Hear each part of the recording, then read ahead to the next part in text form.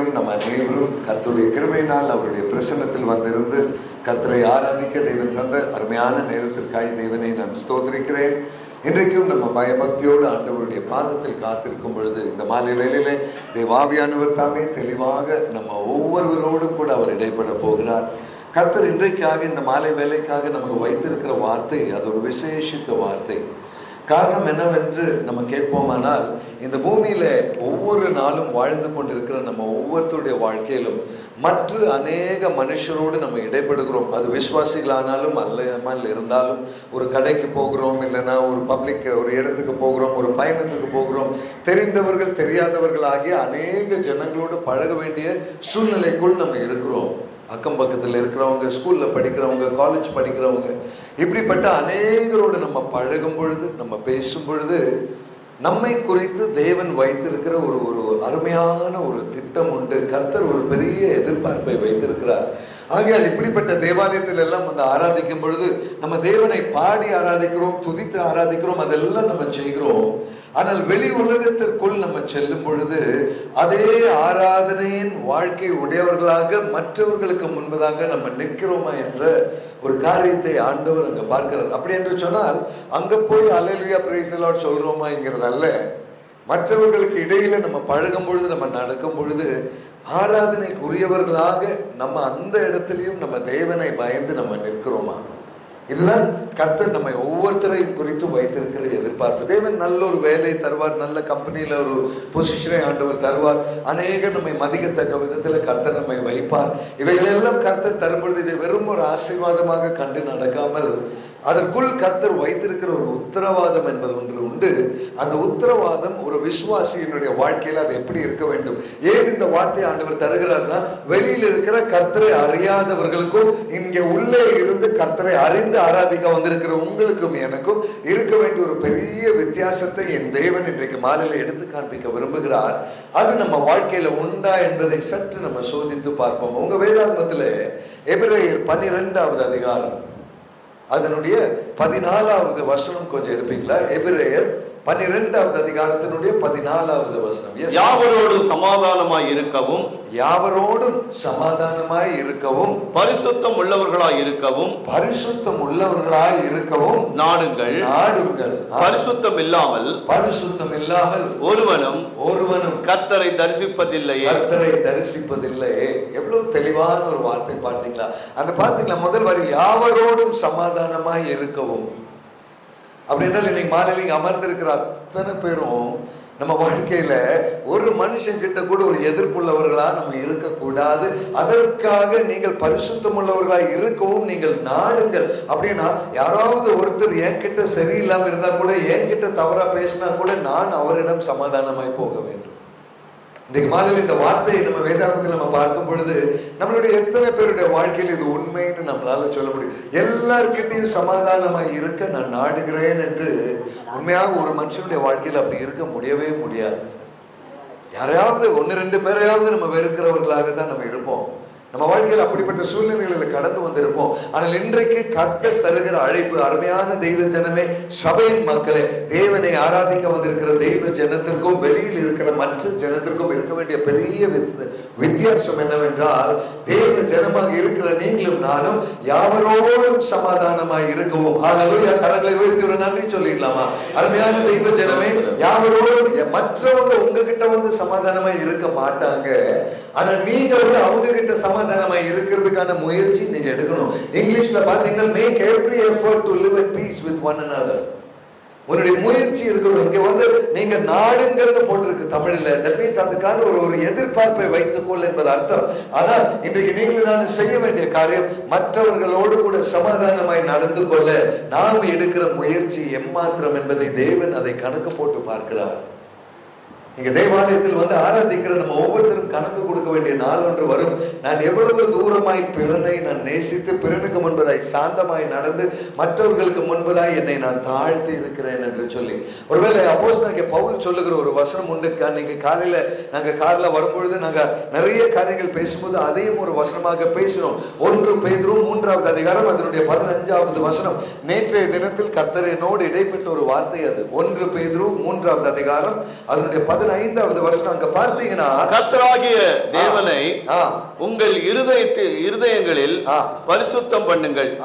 உங்களில் இருக்கிற நம்பிக்கையை குறித்து உங்களிடத்தில் விசாரித்து கேட்கிற யாவருக்கும் சாந்தத்தோடும் வணக்கத்தோடும் உத்தரவு சொல்ல எப்பொழுதும் ஆயத்தமாயிருங்கள். என்னை கேட்கிற தெய்வமே எப்படி சொல்லணுமாமா? உங்ககிட்ட வந்து டவுட் கேட்கிறவங்களுக்கு எப்படி பதில் சொல்லணுமாமா? சாந்தத்தோடும் வணக்கத்தோடும் எப்பொழுதுமே. அப்படித்தான் நம்ம எல்லாம் பக்கத்து வீட்டுக்காரங்க கிட்ட எல்லாம் நம்ம வணக்கத்தோடு தான் நிக்கிறோமா? இன்னைக்கு மாலையில ஒரு விஷயம், இந்த வார்த்தையை நம்ம திரும்பி பார்க்கும் பொழுது நம்ம வாழ்க்கைக்கு அதுக்கு இருக்கிற தூரம் எவ்வளவு பெருசு இல்லைங்களா? ஒருவேளை ஒரு கணவன் மனைவியா நம்ம எடுத்துக்கிட்டா கூட, மனைவிக்கு முன்னால கணவன் சாந்தத்தோடும் வணக்கத்தோடும் நிக்கிறது எங்கேயாவது நம்ம பார்த்துருக்கிறோமா? மனைவி கொஞ்ச நாள் கல்யாணம் முடிச்சு கொஞ்ச நாளெல்லாம் வணக்கத்தோடும் கன்னத்தோடும் இருப்பாங்க. அதுக்கப்புறம் இன்னைக்கு மாலையில ஒருவேளை நம்ம சொந்த வாழ்க்கையில சூழ்நிலைகள் மாறுகிறதை வைத்துக் கொண்டு நம்ம மற்றவர்கள் மேல் வெறுப்பும் மற்றவர்கள் மேல் ஒரு பரிகாசமுமான ஒரு எண்ணத்தோடு நிற்கிறவர்களாக நம்ம இருக்கிறோம் என்று சொன்னால், இன்னைக்கு வேத வார்த்தையின் தெளிவை நம்ம பார்க்கும் பொழுது சாந்தத்தோடும் வணக்கத்தோடும், அதுவும் அதை எப்பொழுதுமே நீங்க ஆயத்தமாக இருக்க வேண்டும் என்று சொல்லி, அப்படி என்றால் மேல பாருங்களேன், கர்த்தராகிய தேவனை உங்கள் இருதயங்களில் பரிசுத்தம் பண்ணுங்கள். That means தேவனுக்கான பரிசுத்தத்தை கொடுக்க வேண்டியவனாக நான் இருக்கிறேன். என் கர்த்தரை பரிசுத்த அலங்காரத்துடன் தொழுது கொள்ளுங்கள் என்று சொன்ன வசனத்தின் பிரகாரம் தேவனை நான் ஆராதிக்கும் பொழுது கூட அதற்கென்று பரிசுத்தத்தோடு நடந்து கொள்ள வேண்டியவன் நான். எனக்குள் பரிசுத்தம் இல்லை என்றால் என் தேவனை நான் ஆராதிக்க முடியாது. எனக்குள் பரிசுத்தம் இல்லாமல் கர்த்தரை நான் தொழுது கொள்ள முடியாது. ஒரு ஸ்தோத்திரம் கூட என் தெய்வ பிரசன்னத்தில் நான் கொடுக்க முடியாது. காரணம் என்னவென்றால், சர்வ வல்லவருக்கு நான் கொடுக்கிற என்னுடைய வாழ்க்கையின் இடம்தான் அவருக்கு நான் கொடுக்கிற துதி எவ்வளவு என்பதை நிர்ணயிக்கும். ஆமென், ஹல்லேலூயா. கர்த்தருக்கு என்னுடைய வாழ்க்கையில் என்ன ஸ்தானம், என்னுடைய இருதயத்தில் என்ன ஸ்தானம்? அதனால்தான் வேதாகமத்துல பாத்தீங்கன்னா யோபுவின் புஸ்தகம் கொஞ்சம் எடுக்கிறீங்களா பாஸ்டர்? யோபுவின் புஸ்தகம் 22வது அதிகாரம், யோபுவின் புஸ்தகம் 22வது அதிகாரம் அதனுடைய 25வது வசனம் படிக்கிறீங்களா? 25. அப்பொழுது சர்வ வல்லவர் தாமே உமக்கு, அவர் தாமே உனக்கு பசும் பொன்னும் உமக்கு சொக்க வெள்ளியுமாய் இருப்பார். என்னை கேட்கிற அருமையான சகோதரிமாரே, நம்மளால எத்தனை பேரால் இன்னைக்கு மாலையில் இந்த சபையில் இருக்கிற சகோதரிமார் சொல்ல முடியும், நான் போட்டு இருக்கிற செயினை விட தங்கத்தை விட இன்னைக்கு பவுனுக்கெல்லாம் என்ன விலைன்னு உங்களுக்கு தெரியும்? இன்னைக்கு டிவியில பார்த்தா சொல்லுவாங்க, ஒரு பவுன் இன்னைக்கு எப்படி 90,000 rupees நம்ம போயிட்டு இருக்கு. அதை விட சர்வ வல்லவர் எனக்கு பெரியவர்னு சொல்ல முடியுமா? ஹல்லேலூயா, glory to God, ஹல்லேலூயா. கரங்களை தட்டி ஒரு நன்றி சொல்லிடலாமா? இன்னைக்கு மாலையில கேட்கிற தெய்வ ஜனமே, உண்மையான ஆண்டவருடைய வார்த்தை யோபு 22:25, சர்வ வல்லவர் தங்கத்தை விட சொக்க வெள்ளியை விட உனக்கு பெரியவரா? இந்த கேள்விக்கு நம்ம கிட்ட பதில் இருக்கிறதா? ஸ்தோத்திரம், ஹல்லேலூயா. இன்னைக்கு ஒரு கழுத்துல செயின் போட்டிருக்கிறீங்களே சிஸ்டர்மார் எல்லாருமே, அந்த நான் போட்டிருக்கிற செயினை விட எனக்கு தெய்வம் தான் பெருசுன்னு உண்மையா சொல்றவங்களை கையை தூக்க நான் சொல்ல மாட்டேன். கொஞ்சம் கஷ்டம். அதுதான் கொஞ்சம் கஷ்டமான வேலை. இந்த செயினை விட எனக்கு இயேசு போதும்னு சொல்றது மனுஷனுக்கு கொஞ்சம் கஷ்டம். ஆனா உண்மையான ஆண்டவருடைய வார்த்தை என்ன சொல்றது பாத்தீங்களா? நீ போட்டிருக்கிற தங்கத்தை விட, நீ வீட்டுல வச்சிருக்கிற தங்கத்தை விட, உன் சொத்தை விட, சுகத்தை விட, எந்த வெள்ளியை விட சர்வ வல்லவர் உனக்கு பெரியவராக இருக்கும் பொழுது, ஹல்லேலூயா, கேட்கிற தெய்வ ஜனமே, இந்த வித்தியாசத்தை தான் ஆண்டவர் நம்மளுடைய வாழ்க்கையில் அவர் எதிர்பார்க்கிறார். நம்மை உருவாக்கினவர் எதிர்பார்ப்பது இதல்லவா? ஆனால் நானும் நீங்களும் அவரிடமிருந்து எதிர்பார்ப்பது, எனக்கு இன்னும் கொஞ்சம் தங்கம் வாங்கினா நல்லா இருக்கும், இன்னும் கொஞ்சம் நகை வாங்கினா நல்லா இருக்கும், இன்னும் கொஞ்சம் பணம் சம்பாதிச்சா நல்லா இருக்கும். ஆனால் அருமையான தெய்வ ஜனமே, தேவன் நம்மளுடைய இருதயத்தை காணும் பொழுது அவர் விரும்புகிற ஒரே ஒரு காரியம், நீ எல்லா மனுஷரிடமும் சமாதானமாய் நடந்து கொண்டு அவருக்கு மகிமை கொண்டு வருவாயா? நீ மற்ற மனுஷனிடம் எதிர்ப்பு இல்லாதவனாய் நின்று கொண்டு சர்வ வல்லவரை உன்னுடைய வெள்ளியும் தங்கமுமாய் ஏற்றுக்கொண்டவனாக நீ நிற்பாயா? அங்க பாருங்களேன், அந்த யோபு 22ல 25வது வசனம் சொல்லுகிறது, சர்வ வல்லவர் உனக்கு வெள்ளியும் பசும் பொன்னும் உனக்கு வெள்ளியுமாய் சொர்க்க வெள்ளியுமாய் இருக்க கடவர். அடுத்த வசனம் படிங்க பாஸ்டர், 26 கொஞ்சம் பாருங்களேன். அப்பொழுது சர்வ வல்லவர் மேல், அப்பொழுது மாத்திரம் தான் நீ சர்வ வல்லவர் மேல் மகிழ்ச்சியாக இருந்து தேவனுக்கு நேராக உம்முடைய முகத்தை ஏறெடுப்பீர். என்ன கேட்கிற சகோதரனே சகோதரி, இந்த வார்த்தை புரியுதுங்களா? இது புரிஞ்சவங்களுக்கு இது கொஞ்சம் கஷ்டமா இருக்கும். பாருங்களேன், நீ சர்வ வல்லவர் தான் எனக்கு பெருசுன்னு சொல்ற ஒருவன் மாத்திரம் தான் கர்த்தருக்குள் மகிழ்ச்சியாக இருக்க முடியும். அப்படின்னா கர்த்தருடைய மகிழ்ச்சி என்ன என்பதை அனுபவிக்க வேண்டும் என்றால், வாழ்க்கையில் தெய்வம் தருகிற சமாதானம் வேண்டும் என்றால், சந்தோஷம் வேண்டும் என்றால், அவரே பெரியவர் என்று சொல்லி பாடினால் பத்தாது, அவரே பெரியவர் என்று சொல்லி ஏற்றுக்கொள்கிறவனாக, ஹல்லேலூயா, glory to God. இன்னைக்கு மாலையில இந்த வார்த்தை தான் தேவன் இந்த சபைக்கு தருகிறார். நமக்கு பிடிக்குதோ பிடிக்கலையோ, உண்மையாக ஒரு காரியத்தை சொல்லணும்னா, சர்வ வல்லவர் நமக்கு யாருக்கும் வெள்ளியும் கிடையாது, தங்கமும் கிடையாது. அவர் சைடில் இருக்கிற ஒரு தேவன். நம்ம தேவைகளுக்கு வரும்பொழுது அவர்கிட்ட நம்ம வருவோம், அவ்வளவுதான். இதுதான் தெளிவான உண்மை.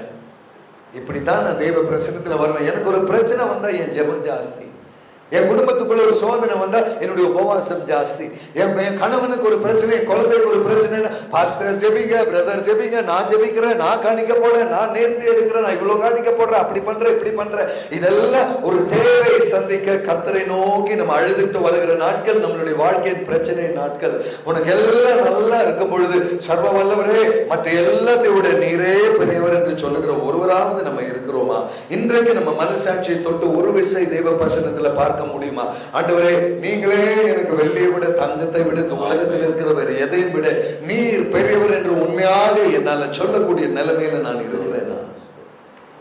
ஒரு நிமிஷம் யோசிச்சு பார்ப்பீங்களா சகோதரனே, சகோதரியே? அந்த உண்மை கூட நமக்குள்ள இல்லாதவர்களாகத்தானே இன்னைக்கு ஆண்டவருடைய பிரசன்னத்துல நம்ம நிற்கிறோம். அப்படிப்பட்டவர்களுக்கு ஆண்டவர் சொல்லுகிறார், அந்த தேவாதி தேவன் உனக்கு வெள்ளியை விட, தங்கத்தை விட பெருசாய் இல்லாமல் இருக்கிற நிலைமையில நீ அவர் மேல் மன மகிழ்ச்சியாய் இருக்க முடியாது. அந்த சந்தோஷத்தை தேவன் உனக்கு தர முடியாது. அது மாத்திரமல்ல, தேவனுக்கு நேராக உன்னுடைய முகத்தை நீர் ஏறெடுப்பீர். நீ உன் முகத்தை ஏறெடுக்கும் பொழுது நீ கர்த்தருடைய பிரசன்னத்தை நீ காண்கிறவனாக இருப்பாய். இன்னைக்கு நான் தயவு செய்து ஒரு சிம்பிள் கேள்வி கேட்கட்டுங்களா? முழங்கால் படிட்டு ஜெபிக்கும் பொழுது எத்தனை பேர் தேவனுடைய முகத்தை பார்க்கிறீர்கள்? சாதாரண ஒரு கேள்வி. உண்மையாக தெய்வ பிரசன்னத்துல போய் உங்க வீட்டுல நீங்க முழங்கால் படிட்டு ஜெபிக்கும் பொழுது யாரையாச்சும் பார்க்கிறீங்களா? உங்க பிரச்சனையை தவிர வேறு எதுவும் பார்க்க முடியாது. அந்த இடத்துல தேவனை தரிசிக்க முடியாது. ஜெபிக்கிறோம் என்ற ஒரு எண்ணத்தோடு நம்ம போகிறோம், உண்மைதான். உபவாச ஜெபம் என்ற பெயரில் நம்ம வருகிறோம், உண்மைதான். ஆனால் உண்மையாக ஜெபிக்கிறவன் தேவனுக்கு நேராக தன்னுடைய முகத்தை ஏறெடுப்பான், அவன் தேவனை தரிசிப்பான். ஹல்லேலூயா, glory to God. இதுதான் ஜீவனுள்ள தேவனை ஆராதிக்கிறவர்களுடைய வாழ்க்கையின் அனுபவம். இன்றைக்கு இந்த அனுபவத்தை உடையவர்களாக வாழத்தான் கர்த்தர் என்னை உங்களையும் அழைத்திருக்கிறார். நீ உன் தேவனை தரிசிக்கிறவனாக இருக்கக்கூடிய ஆவிக்குரிய வாழ்க்கையின் அனுபவத்தில் நின்று கொண்டு இருக்கிறாயா? இங்க பாத்தீங்களா, அவர் மேல் நீ மன மகிழ்ச்சியா இருப்பாய். இந்த வசனம் சும்மா படிச்சா பத்தாது. இந்த வசனத்தை தெளிவா புரியணும்னா பிரசங்கியின் புஸ்தகம் 2வது அதிகாரம் அதனுடைய 26வது வசனம் கொஞ்சம் படிப்போம். அதுக்கப்புறம் யோபுவின் புஸ்தகத்துக்கு திரும்பி வருவோம். பிரசங்கியின் புஸ்தகம் 2வது அதிகாரம் கடைசி வசனம் படிக்கல. தேவன் தமது பார்வைக்கு நல்லவராய் இருக்கிறவனுக்கு. யாருக்குங்க பாஸ்டர்? தேவன் தமது பார்வைக்கு நல்லவராய் இருக்கிறவனுக்கு மாத்திரம் ஒரு ஞானத்தையும் அறிவையும் இன்பத்தையும் அளிக்கிறார். பாவம் செய்கிறவனுக்கோ தமது பார்வைக்கு நல்லவனாய் இருக்கிறவன் வசமாய் வைத்துவிட்டு போகும் பொருட்டு சேர்த்து குவித்து வைக்கும் தொல்லை அவர் நியமித்திருக்கிறார். இதுவும் மாயையும் மனதுக்கு சஞ்சலமான காரியம். சேர்த்து குவித்து வைப்பது யாருடைய வேலைங்க? அது பாவியினுடைய வேலைன்னு பிரசங்கியின் புஸ்தகம் 2வது அதிகாரம் தெளிவா சொல்லுது. ஆனா கர்த்தருடைய பார்வைக்கு நீங்க நல்லவர்களாக இருக்கிற ஒருவனுக்கும் அவர் தருகிற கிருபை என்ன தெரியுமா? அவர் உனக்கு ஞானத்தையும் அறிவையும் இன்பத்தையும் தந்து உன்னை நிறைவாக அவர் நடத்துவார். கரங்களை உயர்த்தி ஒரு நன்றி சொல்லிடலாமா? இன்னைக்கு இரவில் இந்த சபையில அமர்ந்திருக்கிற உங்களை பார்த்து நான் கேட்கிறேன், எத்தனை பேர் உண்மைக்காக எனக்கு என் கர்த்தர் எனக்கு ஞானத்தையும் அறிவையும் இன்பத்தையும் தந்து நான் ரொம்ப சந்தோஷமா இருக்கிறேன்னு சொல்லக்கூடியவர்கள் எத்தனை பேர் நம்ம இருக்கிறோம்? ரொம்ப சந்தோஷமா இருக்கிற பிரதர், கர்த்தர் நான் அவ்வளவு சந்தோஷமா வச்சிருக்கிறாரு, எனக்கு எந்த கவலையுமே இல்லைன்னு சொல்லக்கூடிய யாராவது இங்க இருக்கிறோமா? ஏன் நம்ம அப்படி இல்லை? எதனால இந்த வசனத்துக்கோ நம்ம வாழ்க்கைக்கும் சம்பந்தமே இல்லை. அந்த வசனம் சொல்லுகிற கர்த்தருடைய பார்வைக்கு நல்லவனாய் இருக்கிறவனுக்கு ஞானத்தையும் அறிவையும் இன்பத்தையும் தருவார்.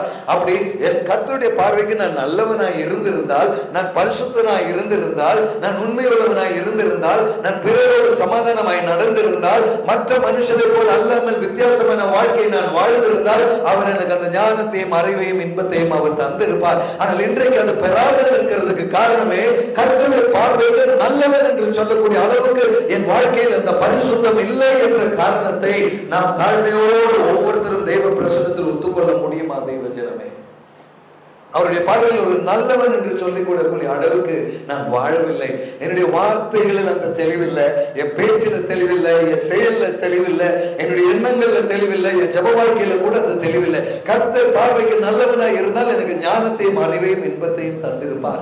இன்றைக்கு மாலையில இந்த தேவ பிரசன்னத்தில் நிற்கும் பொழுது இந்த வார்த்தையை வைத்துக் கொண்டு உங்களிடம் நான் சொல்லுகிறேன், இது கர்த்தருடைய வாக்குத்தத்தம். ஹல்லேலூயா. இது தேவ ஜனத்தின் சுதந்திரம். ஹல்லேலூயா. நீ மகிழ்ச்சியா இருக்க வேண்டியவர், நீ ஞானத்தோடு இருக்க வேண்டியவர், நீ அறிவுள்ளவனாய் இருக்க வேண்டியவர். கர்த்தருக்கு பயப்படுதலே ஞானத்தின் ஆரம்பம். தெய்வ பயம் இருந்தால் உனக்குள்ள இந்த ஞானத்தை கர்த்தர் தருவார். தெய்வ பயம் இருந்தால் இந்த அறிவை தேவன் தருவார். தெய்வ பயம் இருந்தால் மிகுந்த சந்தோஷத்தோடு உன்னை வைத்திருப்பார். ஹல்லேலூயா. அருமையான தெய்வ ஜனமே, கஷ்டங்கள் என்ன என்பது அல்ல, நீ உன் முகத்தை ஏறெடுக்கும் பொழுது அவரை பார்க்க முடிகிறதா, அதுதாங்க பெரிய விஷயம். அதனாலதான் யோபு 22:26 திருப்பி அந்த புத்தகத்துக்கு வருவோம். யோபு 22:26 படிக்கும் பொழுது, அப்பொழுது நீ சர்வ வல்லவருக்கு நேராக உன் முகத்தை ஏறெடுப்பாய், அப்பொழுது உன் விண்ணப்பத்தை அவர் கேட்பார், அப்பொழுது நீ கர்த்தருக்குள் மனமகிழ்ச்சியாய் நீ இருக்க முடியும் என்று சொல்லி 26வது வசனம் சொல்லுகிறது. ஆப்பியா அந்த வசனம் சொல்லுகிறது பிரகாரம் பார்த்தீங்கன்னா, கர்த்தருக்குள் மகிழ்ச்சியாய் இருப்பது எல்லா மனுஷனுக்கும் கொடுக்கப்பட்ட பாக்கியம் அல்ல. அது தேர்ந்தெடுக்கப்பட்ட பயபக்தியோட தேவ பிரசன்னத்தில் உன்னதமான உத்தமமான தாழ்மையோடு வாழ்கிற ஒரு தேவ குழந்தைக்கு மாற்றம் கொடுக்கப்பட்டிருக்கிற வாக்குத்தத்தம். இன்று மாலை ஆவியானவர் சொல்லுகிறார், இந்த சபைக்குள் அமர்ந்திருக்கிற நீங்கள் அந்த பாக்கியத்தை பெற்றவர்களாக இருக்கும்படி கர்த்தர் அதை எதிர்பார்க்கிறார். ஹல்லேலூயா. அந்த பாக்கியத்தை உடனே வாழும்படி தேவாதி தேவன் அதை எதிர்பார்க்கிறார். இன்றைக்கு அந்த தேவ கரங்களை நம்மை அர்ப்பணித்த ஆண்டவரே, இந்த சந்தோஷம் எனக்கும் வேண்டும் அப்பா, இந்த பாக்கியம் எனக்கும் வேண்டும் அப்பா, மனநிலையோடு கிருபை தாங்கப்பா. ஹல்லேலூயா. ஆமென். ஆமென். ஃபாதர் பெர்க்மன் சொல்ற அருமையான பாடலை நம்ம எல்லாம் ஆராதனை வேளையில பாடுவோம் இல்லையா, குதூகலம் கொண்டாட்டமே என்று சொல்லி ஒரு அருமையான பாடலை பாடுவோம். உண்மையாக அது பாடும்போது நம்ம வாழ்க்கையில கொண்டாட்டம் இருக்குங்களா? உள்ள பொறாமையை வச்சுட்டு, உள்ள நெருக்கத்தை வச்சுட்டு, உள்ள பெரிய மற்றவங்க மேல ஒரு எரிச்சலை வச்சுட்டு இங்க வந்து குதூகலம் கொண்டாட்டமே என் இயேசுவின் சன்னிதானத்தில், அப்படிங்களா? எத்தனை தடவை இந்த பொய்யை நம்ம சொல்லி இருக்கிறோம் இந்த சபைக்குள்ள வந்து. அவர் பாடிட்டு போயிட்டார், அவர் சந்தோஷமா இருந்தார். ஆனா நம்ம அந்த பாடும்போது அந்த வரிகளுக்கான உண்மை நம்ம வாழ்க்கையில இல்லையே என்பது மனசாட்சிக்கு நல்லா தெரியும். நான் பாடுற இந்த பாட்டுக்கும் நான் சொல்ற இந்த வார்த்தைக்கும் சம்பந்தமே இல்லை. குதூகலம் கொண்டாட்டமே என் இயேசுவின் சன்னிதானத்தில் சொல்ல முடியாத நிலைமையில் இன்னைக்கு தேவனுடைய குழந்தைகளாக நம்ம இருக்கிறோமா?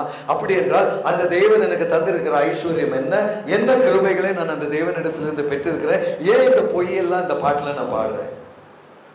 தயவு செய்து ஆண்டவருடைய பிரசன்னத்தில் இருக்கிற தெய்வ ஜனமே, உங்களை பார்த்து என்னுடைய சொந்த வாழ்க்கையின் அனுபவத்தில் நான் சொல்ல விரும்புகிறேன். நீ கர்த்தருடைய பிரசன்னத்தில் உன்னை தாழ்த்துவாயானால், பிறரை மன்னிக்கும்படி நீ புறப்படுவாயானால், மற்றவனை மன்னிப்பது உன்னுடைய வாழ்க்கையின் லட்சியமாக வைத்து மற்றவர்களோடு சமாதானத்தோட நடக்க நீ முயற்சிப்பாயானால், உனக்குள் இறங்குகிற ஒரு பரிசுத்த ஆவியானவருடைய புது கிருபையை நீ காண்பாய். ஹல்லேலூயா. ஆமென். மற்றவனை மன்னிக்க உன்னை தாழ்த்துவியா, இதுதாங்க பெரிய திட்டம். இன்னொருவனை மன்னிக்க தெரியாமல் நீ தேவ கிருபை பார்க்க முடியாது. மற்றவன் எவ்வளவு மோசமானவன், அவன் செஞ்சது எவ்வளவு தவறுங்கிறத விட நீ அவனோடு சமாதானமாய் நடக்க அவனை மன்னிப்பாயா? உன்னுடைய இருதயத்தில் உள்ள அந்த நபரை நீ மன்னிப்பாயா? இயேசு கிறிஸ்து சீஷர்களை பார்த்து சொன்ன ஒரு வசனம் உண்டு. அவர் சீஷரை பார்த்து சொன்னார், ஒரு உங்ககிட்ட 7 முறை வந்து தவறு செய்தால், 7 முறை ஒரே நாள்ல திருப்பி உங்ககிட்ட வந்து மன்னிப்பு கேட்டா அவன்கிட்ட நீ மன்னிக்க கடவாய் என்று சொல்லி சீஷர்களை பார்த்து இயேசு சொன்னார்.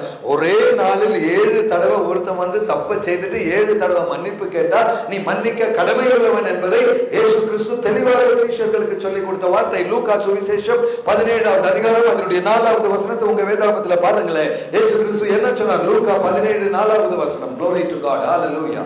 அவர் ஒரு நாளில் 7 தரம் உனக்கு விரோதமாய், ஒரு நாளில் 7 தரம் உனக்கு விரோதமாய் குற்றம் செய்து 7 தரமும் உன்னிடத்தில் வந்து நான் மனஸ்தாபப்படுகிறேன் என்று சொன்னானால் அவனுக்கு மன்னிப்பாயாக என்றார். எத்தனை பேர் இதுக்கு கீழ்ப்படிந்து இருக்கிறோம்? கொஞ்சம் கையை தூக்குவீங்களா? பிரதர், நான் 7 தடவை ஒருத்தன் வந்து என்னை கெட்ட வார்த்தை திட்டினாலும் 7 தடவை வந்து சாரி சொன்னாலும் நான் அவனுக்கு ஓகே சொல்லிடுவேன் பிரதர்னு சொல்லுகிற புண்ணியவாளிகள், புண்ணியவாளன்மார் இந்த சபையில் இருக்கிறீங்கன்னா கொஞ்சம் கையை தூக்குவீங்களா? இன்னைக்கு மாலையில நம்ம யாராலையும் முடியாதுங்கிறது. ஒருத்தன் ஒரு தடவை வந்தா ஐயோ நான் பிரசங்கிக்கிற மனுஷனுங்கிறதுனால ஒரு தடவை விட்டுருவேன். எருசலேம் தேவாலயத்தின் மெம்பர்ஸ்ங்கிறதுனால ஒரு 2 தடவை நம்ம விட்டுருவோம். 3வது தடவை கிறிஸ்துவனுங்கிறதுனால விடுவோம், 4வது தடவை ஓங்கி ஒன்று கொடுத்துருவோம் திரும்பி. அதுதான் நம்ம சுபாவம். ஆனால் இயேசு கிறிஸ்து சொன்னது பார்த்தீங்களா? அருமையான தெய்வ ஜனமே, வெளியில உலகத்துல யாரும் இதை சொல்ல மாட்டாங்க. வெளி உலகத்துல போய் ஒருத்தர் சண்டை போட்டன, ஏன் நீ நல்லா நாக்க பிடிக்க கேட்டிருக்க வேண்டியது தானே, இப்படித்தானே நம்ம தமிழ்ல சொல்லுவோம். 4 கேள்வி கேட்டிருக்க வேண்டியது தானே, நீ என்ன அங்க நின்றுட்டு முட்டாள் மாதிரி வேடிக்கை பார்த்த, திருப்பி 2 விட்டுட்டு வந்திருக்கலாமே, அப்புறம் பார்க்கலாம் என்ன வருதுன்னு சொல்லி. இதுதான் இந்த உலகத்தின் நடவடிக்கை. இந்த உலகத்தின் போக்குக்கும் இயேசு கிறிஸ்து சொல்லி தருகிற வழிக்கும் வித்தியாசம் பார்த்தீங்களா? ஒரு 7 தடவை வந்து உன்னை திட்டிட்டு போனாலும் அதுவும் ஒரே நாள். அப்படித்தானே பாஸ்டர் போட்டிருக்கு? ஆமென். படிங்க, இன்னொரு முறை படிங்க. நமக்கு அவன் ஒரு நாளில் 7 தரம் உனக்கு விரோதமாய். போதும் பாஸ்டர், ஒரே நாளில் 7 தடவை உனக்கு விரோதமாய் வந்து தப்ப சொல்லிட்டு திருப்பி 7 தடவை மன்னிப்பு கேட்டால் நீ மன்னிப்பாயாக. அப்படி என்றால் இயேசு கிறிஸ்து சொல்கிற உனக்கு வேலை மன்னிக்கிறது தான்பா, உனக்கு வேலை பொறாமையும் விரோதமும் அல்ல. என்னை கேட்கிற அருமையான தெய்வ ஜனமே, கிறிஸ்து இயேசு இவ்வளவு தூரம் சொல்லியிருந்தோம், நம்ம இன்னைக்கும் விரோதமும் பொறாமையும் வைத்துக்கொண்டு இன்னைக்கும் மன்னிக்க முடியாதவர்களாக நம்ம நிற்கிறோமா? இந்த மாலை வேளையில் ஆண்டவருடைய வார்த்தையின் தெளிவு அதுதான். இப்படி மன்னிக்க முடியவில்லை என்றால் நான் ஒரு தேவ குழந்தை அல்ல. இப்படி மன்னிக்க தெரியாதவன் கர்த்தரை வெள்ளியாகவும் சொக்க வெள்ளியாகவும் தங்கமாகவும் கொண்டவனும் அல்ல. என் தேவன் எனக்கு தங்கத்தை விட வெள்ளியதை விட பெரியவர் என்றால், அவரை நான் நோக்கும்போது அவர் முகத்தை தரிசிக்க வேண்டும் என்றால், என் கர்த்தருடைய மனமகிழ்ச்சி என்னுடைய வாழ்க்கையின் பாகமாக இருக்க வேண்டும் என்றால், நான் பிறரை மன்னிக்க தயார் உள்ளவனாக நான் இருக்கும் பொழுது, இப்படிப்பட்ட சுபாவம் உடையவனாக இருக்கும் பொழுது மாத்திரம்தான் என் தேவ பிரசன்னத்தில் அவர் தருகிற ஞானத்தையும் அறிவையும் இன்பத்தையும் பெற முடியும். ஆகையால் பிரசங்கியில் படித்த வசனம், கர்த்தருடைய பார்வைக்கு நல்லவனாய் இருக்கிறவனுக்கு மாத்திரம் அவர் கொடுக்கிறது ஞானமும் அறிவும் இன்பம். இன்றைக்கு நம்ம வாழ்க்கையில் அது இல்லைன்னா, அவன் பார்வைக்கு நான் நல்லவனாய் இல்லாதவனாக இருக்கிறபடியினால், பிறரை மன்னிக்க தெரியாதவனாக நிற்கிறபடியினால், மன்னிக்க தயார் அல்லாமல் நிற்கிறபடியினால், என் தேவனுக்கு நான் கொடுக்கிற ஆராதனை கூட அவர் பிரசன்னத்தில் எட்டுகிற வாய்ப்பே கிடையாது. இன்னைக்கு மாதிரி அவ்வளவு தெளிவாக ஆண்டவருடைய வார்த்தை நமக்கு கொடுக்கப்பட்டிருக்கிறது. நம்ம எத்தனை பேர் இதுல கவனமாக நம்ம இருக்கிறோம்? இன்னைக்கு மாதிரில ஒரே ஒரு கேள்வி நான் உங்ககிட்ட கேட்கட்டுங்களா? யாரையாவது ஒருவரையாவது மன்னிக்கணும்னு தெரிஞ்சு மனசாட்சியில் உண்மையா ஒத்துக்கிறவங்க உங்க கையை தூக்குவீங்களா? ஹல்லேலூயா, ஸ்தோத்திரம். நான் வெயிட் பண்றேன். இங்க நிறைய பேர் தூக்கல. ஒருவரையாச்சும் மன்னிக்கணும்னு உங்க மனசுல தெரிஞ்சா கையை தூக்குங்க பார்க்கலாம். எனக்கு சபையை பார்த்து நான் உண்மையா நான் கேட்கிறேன். Thank you so much. பின்னால நிறைய பேர் கரங்களை, இங்க முன்னால யாரும் உங்களுக்கெல்லாம் மன்னிக்கிறதுக்கு யாரும் இல்லை. ரொம்ப பரிசுத்தவான்களால் நிறைந்த சபை. இப்படி ஒரு சபை நான் இந்தியாவிலேயே பார்த்ததில்லை. பாண்டிச்சேரி சபையில் இவ்வளவு பரிசுத்தவான்கள் இருக்கிறாங்கன்னு எனக்கு தெரியல. ஒரு மனுஷனை கூட மன்னிக்கிறதுக்கு இல்லைன்னா நீங்க எல்லாம் கண்டிப்பா பரலோக ராஜ்யத்துக்கு போவீங்களான்னு எனக்கு தெரியாது. சபைக்குள்ளே இந்த பொய்யை சொல்லிட்டு நம்ம உட்கார்ந்துட்டு இருக்கிறோமே, நம்ம தெய்வ பிரசன்னத்தில் எப்படி நம்ம நிற்க போகிறோம்? அருமையான தெய்வ ஜனமே, கொஞ்சம் கஷ்டம் தான் கையை தூக்குறது. நான் ஒருத்தரை மன்னிக்க வேண்டியது இருக்குது பிரதர். ஏன்னா எனக்கு பின்னால் உட்கார்றவங்க பார்ப்பாங்க நான் கையை தூக்கினேன், அதனால நான் தூக்கக்கூடாதுன்னு சொல்லி நம்ம சில வேளையில மற்றவங்க பார்க்காமல் இருக்க நம்ம கையை தூக்காம நம்ம இருக்கலாம். கையெல்லாம் தூக்க வேண்டாம். ஆனா தேவ பிரசன்னத்துல மனசாட்சிக்கு உண்மையாக நிற்க நம்மளால முடியுமா? ஹல்லேலூயா. என்னை கேட்கிற தெய்வ ஜனமே, வெட்கம் இல்லாமல் கர்த்தருடைய பிரசன்னத்தில் ஒத்துக்கொள்ளும். ஆண்டவரே, நான் எல்லாம் பத்தாதுப்பா, உங்களுடைய பிரசன்னத்தில் குறைவுள்ளவன் ஆண்டவரே. நீர் எதிர்பார்க்கிற நிறைவோடு கூட வாழ உடைய வார்த்தையிலிருந்து எனக்கு இந்த வெளிச்சத்தை காண்பிக்கும் பொழுது என்னை தாழ்த்த கிருபை தாங்க ஆண்டவரே, என்னை அர்ப்பணிக்க கிருபை தாங்க ஆண்டவரே, மற்றவனை மன்னிக்க கிருபை தாங்க ஆண்டவரே. ஹல்லேலூயா, glory to God. I tell you brothers and sisters, கர்த்தருடைய வாக்குத்தத்தம் பெரியது. அதுதான் திருப்பி யோபு 22க்கு நம்ம வருவோம். அந்த யோபு 22க்கு வருவீங்கன்னா, சர்வ வல்லவர் உனக்கு வெள்ளியும் தங்கமுமாய் இருந்தால் நீ அவருக்குள் மகிழ்ச்சியாய் இருப்பாய், நீ முகத்தை ஏறெடுக்கும் பொழுது அவரை நீ காண்பாய். அதை தொடர்ந்து அடுத்த வசனம் படிங்க பாஸ்டர். 27வது வசனம் யோபு 22. அவரை நோக்கி விண்ணப்பம் பண்ண, நீ அவரை நோக்கி விண்ணப்பம் பண்ண, அவர் உமக்கு செவி கொடுப்பார். அவர் உனக்கு செவி கொடுப்பார். அப்பொழுது நீ உம்முடைய பொருத்தனைகளை செலுத்துவீர். ஆமென். உன்னுடைய பொருத்தனைகளை கர்த்தருக்கு செலுத்த கூட கர்த்தர் உன் கையை பலப்படுத்துவார். நீ உன் விண்ணப்பத்தை செலுத்தும் பொழுது அவர் அப்பொழுது உனக்கு செவி கொடுப்பார். செவி கொடுக்கிற ஒரு தெய்வ பிரசன்னம் வேண்டுமா? நீ முழங்கால் படிட்டு ஜெபிக்கும் பொழுது உன்னுடைய அறைக்குள் இறங்கி வருகிற ஒரு தெய்வ பிரசன்னத்தை காண விரும்புகிறியா? நீ ஜெபிக்கிற ஒவ்வொரு நிமிஷமும் உன்னோடு இருக்கிற ஒரு தேவனுடைய ஐஸ்வர்யத்தை காண நீ விரும்புகிறியா? ஒரு ஜெப வீரன் என்ற உன்னுடைய வாழ்க்கையை நீ ஏற்றுக்கொள்ள விரும்புகிறாயா? அருமையான தெய்வ ஜனமே, தேவ பிரசன்னத்தில் அர்ப்பணத்தோடு வருவாய் என்றால் உன்னுடைய ஒவ்வொரு ஜெப வேலையும் கர்த்தர் உன்னோடு கூட வந்து அமர்ந்திருப்பார். ஹல்லேலூயா. நீ ஜெபிக்கிற நிமிஷம் தோள் கையை வைத்து உன்னை அவர் கட்டி அணைத்தவராக அவர் இருப்பார். Receive the blessing in the name of Jesus. Glory, glory. இதுதான் தேவ சபைக்கு கர்த்தர் தருகிற ஐஸ்வர்யம். இதுதான் ஒரு தேவ குழந்தையினுடைய ஜெப வாழ்க்கையின் அர்த்தம் கூட.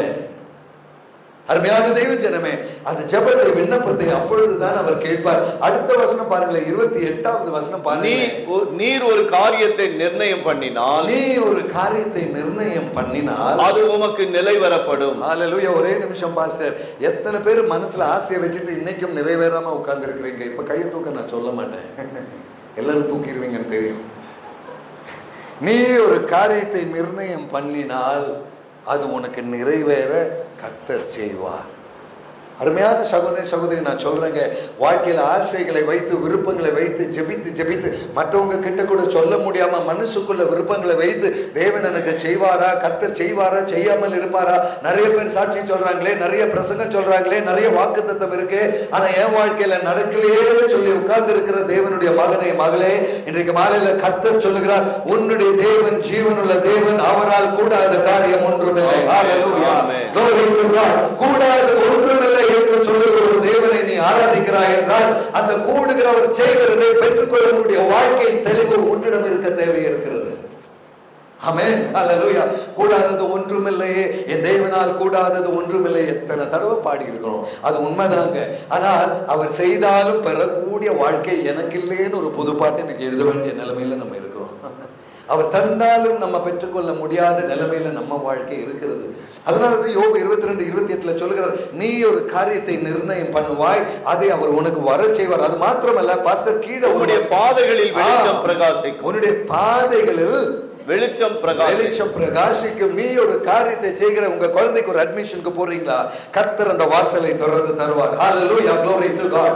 உன் வீட்டுல உன்னுடைய சொத்து விவகாரமாய் ஒரு பிரச்சனையாக கோர்ட்ல நிற்கிறியா, அந்த கேஸை கர்த்தர் உனக்கு சாதகமாக முடித்து தருவார். ஹல்லேலூயா. உன் குழந்தையை குறித்து கவலைப்படுறியா, கர்த்தர் உன் குழந்தையை தொடுவார். ஹல்லேலூயா. உன் கணவனை குறித்து கவலைப்படுறியா, கணவனை கர்த்தர் தொடுவார். நீ செய்ய வேண்டியது தெரியுமா, தேவ பிரசன்னத்தில் உன்னை தாழ்த்தி அர்ப்பணிப்பாயா. glory to God. கர்த்தருக்கு நல்ல நீ நிற்பாய் அவர் முன்னிலையில். அது மாத்திரம் போதும் சகோதரி சகோதரி. பரிசுத்தம் இல்லாமல் ஒருவனும் தேவனை தரிசிக்க முடியாது. அதனால்தான் முதல்ல எபிரேயர் 12:14 வசனத்தை நம்ம படிச்சோம். பரிசுத்தம் இல்லாமல் ஒருவனும் தேவனை தரிசிக்க முடியாது. இந்த பரிசுத்தம் இல்லாமல் என் ஜெபம் தேவ பிரசன்னத்தில் எட்டாது. எனக்கு ஒரு பரிசுத்தம் இல்லாமல் கர்த்தருடைய பிரசன்னம் என்னை நோக்கி வராது. அருமையான தேவதேவனே, பரிசுத்த வாழ்க்கை உடையவன், கிறிஸ்துவை அறிந்தவன், அவன் மேட்டிமையை நாடுகிறவன் அல்ல, அவன் தாழ்ந்திருக்கவும் அவன் தயாராக இருப்பான். ஊழியத்தில் நான் பெரியவன், நான் பெரிய ஸ்டேட்டஸ்ல உயர்ந்தவன் அவன் சொல்லவே மாட்டான். அவனுடைய வாழ்க்கையில என்றைக்கும் கர்த்தர் எதை சொல்லுகிறாரோ அதை செய்ய அவன் தயாருள்ளவனாக அவன் இருப்பான் என்பதுதான் அதனுடைய தெளிவான உண்மை. ஹல்லேலூயா, ஹல்லேலூயா. இன்னைக்கு மாலையில நான் உங்களை பார்த்து கேட்கிறேங்க, அவங்க எல்லாம் பெரிய பிரசங்கியா இருங்க, அவங்க எல்லாம் பெரிய பதவியில் இருக்கிறாங்க, அவங்களுக்கு எல்லாம் என்னங்க பண வசதி இருக்கு, அது இருக்கு, இது இருக்குன்னு சொல்லி நினைக்கிறீங்களா? அப்படி கிடையவே கிடையாதுங்க. கர்த்தர் இறங்கி போய் கீழே உட்கார சொன்னால் கீழே உட்காரணும், கர்த்தர் மேல உட்கார வச்சா மேல உட்காரணும். கர்த்தர் எங்க உட்கார வைக்கிறாரோ அதை ஏற்றுக்கொள்கிற மனம் நமக்கு இருக்கும் பொழுதுதான் அதுதான் ஆராதனை. ஹல்லேலூயா, glory to God. என்னை கேட்கிற தேவஜனமே, வேத வார்த்தை எனக்கு நிறைய தெரியும், நான் கற்றுக்கொண்டேன்னு சொல்லிட்டு மேட்டிமை பாராட்டால இன்னும் சொல்லித்தாங்க எனக்கு தெரியலப்பான்னு சொல்லி நம்மை தாழ்த்த தேவ பிரசன்னத்துல முடியுமா? இன்னும் ஜெபிக்க கற்றுக் கொடுங்க ஆண்டவரே சொல்லி தேவ பிரசன்னத்தில் நம்மை தாழ்த்த முடியுமா? வேதாகமத்திலிருந்து ஒரு அருமையான ஒரு எக்ஸாம்பிள் உங்களுக்கு நான் எடுத்து காட்டுகிறேன். அப்போஸ்தலர் நடவடிக்கைகள் 8வது அதிகாரம். உங்க எல்லாருடைய வேதாகம் கொஞ்சம் எடுப்பீங்களா? அப்போஸ்தலர் நடவடிக்கைகள் அதனுடைய 8வது அதிகாரம், அருமையான ஒரு பாகம் அது. அந்த 8வது அதிகாரத்தை நீங்க எடுக்கும்போது பாஸ்டர் 4வது வசனம் கொஞ்சம் படிக்கிறீங்களா? சிதறி போனவர்கள் எங்கும் தெரிந்து சுவிசேஷத்தை பிரசங்கித்தார்கள். அப்பொழுது பிலிப்பு என்பவன் சமாரியாவில் உள்ள ஒரு பட்டணத்திற்கு போய் அங்குள்ளவர்களுக்கு கிறிஸ்துவை குறித்து பிரசங்கித்தான். ஆமென். ஒரே நிமிஷம் பாஸ்டர், பாத்தீங்களா, ஸ்தேவானை கல்லெறிந்து கொன்ற பின்பு அப்போஸ்தலர் 8வது அதிகாரத்துக்கு வரும்பொழுது விசுவாசிகள் எல்லாம் பயந்து சிதறடிக்கப்பட்டு பல பல ஊர்ல ஓடி ஒளிந்து கொண்டு இருக்கிறார்கள். அப்படி ஓடி ஒளிந்த ஒருத்தன் தான் இந்த பிலிப்புன்னு சொல்லுகிறவன். அந்த பிலிப்பு என்கிற ஒரு சமாரியாவில் உள்ள ஒரு பட்டணத்திற்கு போய் அங்குள்ளவர்களுக்கு கிறிஸ்துவை குறித்து அவன் பிரசங்கித்தான். இந்த பிலிப்பை பற்றி பெரிய கதை ஒன்றும் பைபிள்ல இல்லைங்க. ஆனால் இவன் சிதறடிக்கப்பட்டவர்களில் ஒருவன். இவன் சமாரியாவின் ஒரு ஊர்ல போய் இவன் பிரசங்கம் பண்றான். ஆனா இந்த மனுஷனுடைய பிரசங்கத்துல ஒரு வித்தியாசம் அங்க வருது. கீழே படிக்க பாஸ்டர், அடுத்த வசனம். பிலிப்பு செய்த அதிசயங்களை ஜனங்கள் கேள்விப்பட்டு, பிலிப்பு செய்த அதிசயங்களை ஜனங்கள் கேள்விப்பட்டு கேள்விப்பட்டு கண்டு அவனால் சொல்லப்பட்டவைகளை ஒருமனப்பட்டு கவனித்தார்கள். ஆமென். எல்லா ஜனங்களும் இந்த பிலிப்புங்கிற மனுஷனை கவனிக்கிறாங்க. காரணம், அவன் வாழ்க்கை மற்றவங்களை விட கொஞ்சம் வித்தியாசமா இருந்தது. இன்னைக்கு மாலையில என்னை கேட்கிற தெய்வ ஜனமே, ஒரு காரியத்தை நான் இந்த பிலிப்பின் மூலமாய் உங்களுக்கு நான் சொல்ல விரும்புறேன். கர்த்தரை பின்பற்றுகிற ஒரு தேவ குழந்தை, உன்னை சப்போர்ட் பண்றதுக்கு யாரும் இல்லைனாலும் சரி, நீ சிதறடிக்கப்பட்டவனாய் இருந்தாலும் சரி, உன் குடும்பமே உங்களை நிக்கலனாலும் சரி, இந்த பிலிப்பை போல நீ தனியாக நின்று கர்த்தருக்கு உண்மையுள்ளவனாக நின்றால் நீ செல்லுகிற தேசத்தில் கர்த்தர் உன்னை உயர்த்துவார். நீ செய்கிற ஊழியத்தில் கர்த்தர் உன்னை ஆசீர்வதிப்பார். உன் கையின் பிரயாசத்தை கர்த்தர் தொடுவார். உன் கூட யாரும் நிக்க தேவையில்லைங்க. நீ கர்த்தர் உண்மையா நின்றா மாத்திரம் போதும். சிதறடிக்கப்பட்ட கூட்டத்தில் இருந்த ஒருவன் பிலிப்பு. அவன் சமாரியா இருக்கிறது அவனுடைய ஊரே கிடையாது. அவன் வேற ஒரு ஊர்ல போய் தேவனை பற்றி பிரசங்கம் பண்ணுகிறான். தேவன் அவனுடைய கையின் நிமித்தமாய் வல்லமையான அதிசயங்களை செய்கிறார். ஆனா அந்த பிலிப்பை பற்றி ஒரு காரியம் பார்க்கணும். இங்க பாருங்க, அவனால் சொல்லப்பட்ட ஒருமை உள்ள ஜனங்கள் அவனை கவனித்தார்கள். தட் மீன்ஸ் இந்த மனுஷன் சொல்றது என்னமோ ஒண்ணு இருக்குங்க. என கேட்கிற தெய்வ ஜனமே, அவனுக்கு நேராக அவர்களுடைய மனதை திருப்பும்படி பரிசுத்த ஆவியானவர் அந்த ஜனங்கள் அந்த ஊரே அவர் எழுப்பினார். அடுத்த வசனம் படுகல எவ்வளவு அருமையான வசனம். அடுத்த வசனம், பிலிப்பு செய்த அதிசயங்களை ஜனங்கள் கேள்விப்பட்டு கண்டு அவனால் சொல்லப்பட்டவைகளை ஒருமனப்பட்டு கவனித்தார்கள். அநேகரில் இருந்த அசுத்த ஆவிகள் மிகுந்த சத்தத்தோடு கூப்பிட்டு அவர்களை விட்டு புறப்பட்டது. அநேக திமிர்வாதக்காரரும் சப்பானிகளும் குணமாக்கப்பட்டார்கள். அந்த பட்டணத்திலே மிகுந்த சந்தோஷம் உண்டாயிற்று. அப்போ 8வது வசனத்தை பாத்தீங்கன்னா, அந்த சமரிய பட்டணத்திலேயே மிகுந்த சந்தோஷம் உண்டாயிருச்சு. யாருனால? ஒரே ஒரு மனுஷன், பிலிப்புங்கிற மனுஷன் நிமித்தமாய் அந்த பட்டணத்திற்கே சந்தோஷம். இன்னைக்கு மாலையில நான் கேட்கிறேங்க, பாண்டிச்சேரி பட்டணத்துல இல்லாத சந்தோஷத்தை கொண்டு வர கர்த்தர் உன்னை அழைத்தால் நீ நிற்க நீ ரெடியா? Hallelujah, glory to God. ஒரு பிலிப்பை போல யாரும் இல்லாமல் நீ துரத்துண்டப்பட்டவனாய் நீ தனிமையாக நின்றாலும், நீ ஒருவன் உண்மை உள்ளவனாக இருந்தால் இந்த பட்டணத்துக்குள் தேவன் சந்தோஷத்தை கொண்டு வருவார். பலத்த அதிசயங்களை செய்வார். அவன் அசுத்த ஆவிகள் குறைக்கப்படும். ஹalleluya, கட்டுகள் அவிழ்க்கப்படும். பாண்டிச்சேரி மேலே தேவன் ஒரு வல்லமை இறக்குவார். இது கண்டிப்பாக கடைசி காலத்தில் தேவன் செய்வார். ஒரு பிலிப்பை கொண்டு செய்த தேவன் முன்மூலமாய் அதை செய்ய அவர் இன்றைக்கும் வல்லவராய் இருக்கிறார். ஹalleluya, கரங்களை தட்டி கர்த்தருக்கு நன்றி செலுத்தலாமா? இதுதான் தேவ மகிமை, இதுதான் தேவ கிரியை. glory to God, hallelujah. நான் உண்மையா நம்புறேங்க, அந்த பிலிப்பு தனியா இருக்கும்போது அவன் தேவ பிரசன்னத்துல போய் அவன் ஜெப விண்ணப்பத்தோடு நின்று இருப்பான். அவனுடைய விண்ணப்பத்தை கர்த்தர் கேட்டார். காரணம், அவனுக்கு சர்வ வல்லவர் அவனுக்கு தங்கத்தை விட சொக்க வெள்ளியை விட பெரியவராக இருந்தபடியினால் அந்த பிலிப்புடைய ஊழியத்தை தேவன் அபரிமிதமாக ஆசீர்வதித்தார். ஆனால் அதே பிலிப்புடைய வாழ்க்கையில ஆண்டவர் வேறொரு ஊழியத்தையும் கொடுக்கிறார். கொஞ்சம் பாப்போம் பாஸ்டர், கொஞ்சம் கீழே வர்றீங்களா? கொஞ்சம் கீழே வரீங்களா? 26வது வசனம் கொஞ்சம் படிக்கிறீங்களா? 26வது கர்த்தருடைய தூதன், பாருங்க, கவனமா நீங்க பார்க்கணும். இந்த பிலிப்பு அந்த பட்டணத்திற்கே சந்தோஷம் கொண்டு வருகிற பெரிய ஊழியக்காரன். ஆனா கர்த்தருடைய தூதன் அவனுக்கு நேராக வந்து ஒரு காரியத்தை சொல்கிறார். இதை நீங்க கவனிக்கும்படி கேட்டுக்கொள்கிறேன். S pastor. பிலிப்பை நோக்கி நீ எழுந்து தெற்கு முகமாய் எருசலேமில் இருந்து காசா பட்டணத்துக்கு போகிற வனாந்திர மார்க்கமாய், வனாந்திரத்தின் வழியில நீ போ என்றான் என்று தேவதூதன் பேசுகிறார். இப்ப அவனோடு பேசுகிறது தேவதூதன். இந்த இடத்துல தான் நீங்க புரிஞ்சுக்கணும், தேவதூதன் அவனுக்கு சொல்லுகிற காரியம் என்ன? பிலிப்பே, நீ எந்திரிச்சு இந்த வனாந்திரத்துல ஒரு வழி இருக்குப்பா, தெற்கு பக்கம் போற வழி, அது காசா என்ற ஊருக்கு போகிற வழி, நீ எழுந்து அந்த இடத்துக்கு நீ போ. இவ்வளவுதான் தேவதூதன் அவன்கிட்ட பேசினான். இன்னைக்கு மாலையில இந்த வசனத்தை நீங்க பார்க்கும்போது நீங்க புரிஞ்சுக்கணும், நீ எழுந்து போன தேவதூதன் சொன்ன உடனே அந்த மனுஷன் எழுந்து அவன் புறப்படுகிறான். இந்த மாலை வேளையில தெரிந்து கொள்ள வேண்டிய ஒரு பெரிய பாடம், கர்த்தர் ஏன் சொல்றார், எதுக்கு சொல்றார், ஏன் கிளியரா இல்லையே, எதுக்கு நான் ரோட்ல போய் நிக்கணும், நான் பெரிய ஊழியக்காரனாச்சே, நான் போன ஊழியம் செஞ்சா அங்க பிசாசுகள் ஓடுகிறது, அங்க வெள்ளி சூனிய கட்டுகள் மாறுகிறது, பட்டணமே சந்தோஷமா இருக்கு, என்ன குறித்து நான் தான் பெரிய ஊழியக்காரன், நான் எல்லாம் ரோட்ல போய் அந்த எல்லாம் மூலையில எல்லாம் நிக்க முடியாதுன்னு அவர் சொல்லலைங்க. அருமையான தெய்வ ஜனமே, இன்னைக்கு உண்மையா நான் கேட்கிறேன், ஒரு பெரிய ஊழியக்காரரை அழைச்சு நீ போய் அந்த ரோட்ல போய் நில்லுப்பா, நான் உனக்கு சொல்றேன் ஆவியானவர் சொன்னால் என்ன போன்றவங்க போவாங்கன்னு நினைக்கிறீங்க? இதுதாங்க ஆவியானவர் நடத்துகிற வழியை உணர்ந்து நிற்க வேண்டும் என்று சொல்கிறது. ஆவியானவர் கூப்பிடுவார், சஜி ஏப்ரஹாம், ராத்திரியில எந்திரிச்சு போய் அந்த பாண்டிச்சேரி பீச்சுக்கு போற ரோட்ல போய் நில்லு, நான் உனக்கு சொல்றேன்னா வாயை மூடிட்டு போய் நிக்கிறதுக்கான கீழ்ப்படிதல் எனக்குள்ள இருக்கணும். இதுதான் அந்த பிலிப்புக்குள்ள இருந்த கீழ்ப்படிதல். அவனை பார்த்து அந்த ரோட்ல போ, அவ்வளவுதான் தேவதூதன் சொன்னா.